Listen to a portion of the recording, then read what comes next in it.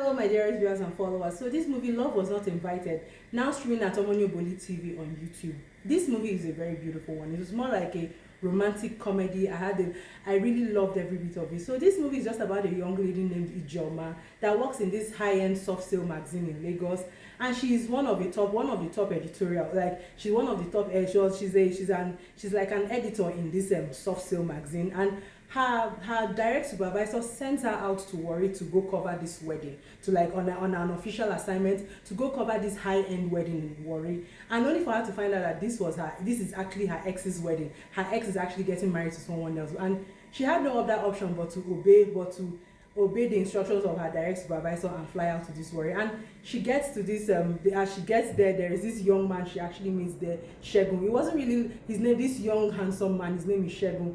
It wasn't really love at first sight for the both of them. They were more like they were kind of like clashing with each other. They didn't really like each other at first. It was just like the way they were just like bickering and bantering towards each other, like these enemies turned lovers. It was just reminding me so much of Bridget in season 2 of Bridget and Anthony and Kate. The way they came together, the way they were like enemies at first before they became lovers. That was what that was how this that was it that was the it was their story. That love story between Anthony and Kate was so similar. It's so similar to this Ijoma and Shegun's love story. The way it all played out, they were not really liking each other at first, but actually they kind of like started liking each other and getting close to each other and all that stuff. And so this the young man, it was quite a beautiful movie. I loved everything. I loved the way everything played out. It was just so, this storyline, actually personally, the name of this movie should have been My Ex's Wedding, because these two exes, they came for their ex's wedding, and they were somewhat, you could tell that they were still the two of them, Ijoma and Shegun, they hadn't gotten over,